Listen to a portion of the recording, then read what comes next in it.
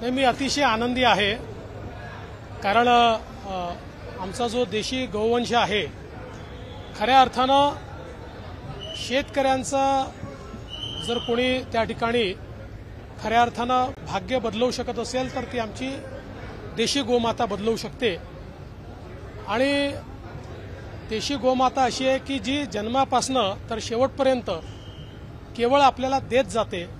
आणि म्हणूनच आज त्या संदर्भातला निर्णय माननीय मुख्यमंत्र्यांच्या नेतृत्वात आम्ही घेतला। आणि एवढंच नाही तर गोशाळांना देखील देशी गोवंशाकरता 50 रुपये प्रति गाय अनुदान देण्याचा निर्णय आम्ही घेतला। आणि मला अतिशय आनंद आहे की कण्हेरी मठामध्ये आल्यानंतर परमपूजनीय अदृश्य काळसिद्धेश्वर स्वामी महाराजांनी मला गोपूजनाची त्या ठिकाणी संधी दिली आणि त्यानंतर सांगितलं की जे गोपूजन करतात त्यांनाच आम्ही गाय देतो। मला असं वाटतं अतिशय भाग्याचा दिवस आहे।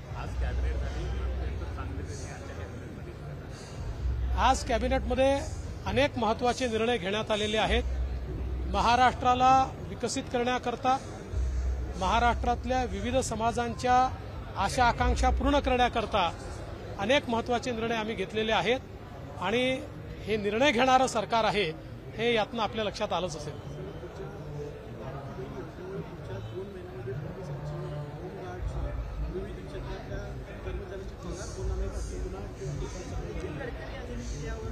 बिलकुल नाही। बघा, गडकरी साहेबांची एक बोलण्याची स्टाईल आहे। तुमच्या माहितीकरता सांगतो, उलट आजच आम्ही होमगार्डचे जे पैसे आहेत त्यांना जे भत्ते मिळत होते ते दुप्पट केले। आणि महाराष्ट्रामध्ये आमच्या विरोधकांनी अशा प्रकारे संभ्रम पसरवण्याचा प्रयत्न केला, पण आम्ही बजेटमध्येच व्यवस्था केलेली आहे। ही योजना बजेटच्या बाहेरची नाही। बजेट मांडताना ती योजना आम्ही त्याच्यात टाकलेली आहे। जेवढ्या आमच्या योजना आहेत त्या योजना बजेटमध्येच आहेत। त्यामुळे पगाराकरता प्रॉब्लेम नाही, इतर योजनांकरताही प्रॉब्लेम नाही, विकासाकरताही प्रॉब्लेम नाही। हे सगळे पैसे वेगवेगळ्या प्रकारे ठेवलेले आहेत। आता विरोधकांच्या पोटात जरा जोरात दुखायला लागल्यामुळे ते रोज संभ्रम फैलवतात की आता हे बंद होणार, ते बंद होणार। काही बंद होणार नाही, सगळं चालणार आहे।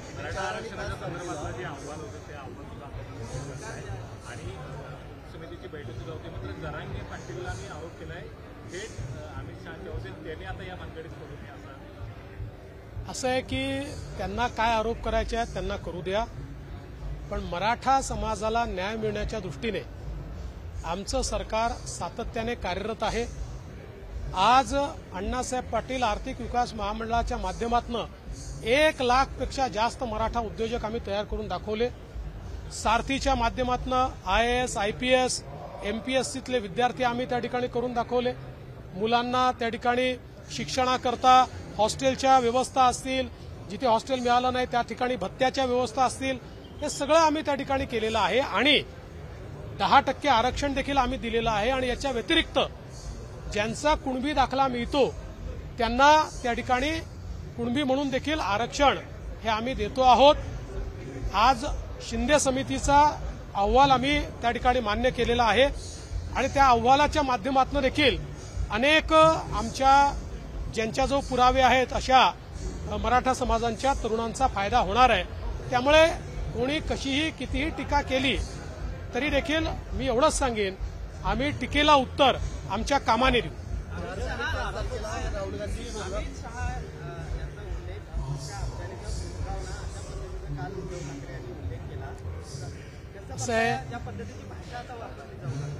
असं आहे, मी एवढंच म्हणेल की माननीय उद्धव ठाकरेजींनी आरसा बघावा। कारण ज्या काश्मीरमध्ये 370 कलमामुळे काश्मीर भारतापासून दूर झालं होतं ते 370 कलम रद्द करणारे मोदीजींसोबत अमित शहा आहेत। आज ज्या प्रकारे देशामध्ये सांस्कृतिक पुनरुत्थान पाहायला मिळतं, राम मंदिर असेल किंवा या ठिकाणी काशी विश्वनाथाचं मंदिर असेल, हिंदू म्हणून आमची जी काही ओळख होती ती पुसण्याचा जो प्रयत्न झाला होता, 500 वर्षानंतर तो प्रयत्न मोडून काढणारे या ठिकाणी आमचे नेते आहेत. त्यामुळे त्यांना अशा प्रकारे त्यांचं संबोधन करणं म्हणजे मला असं वाटतं की एकदा आपला चेहरा हा आरशात पाहून घ्यावा. एबीपी माझा, उघडा डोळे बघा नीट.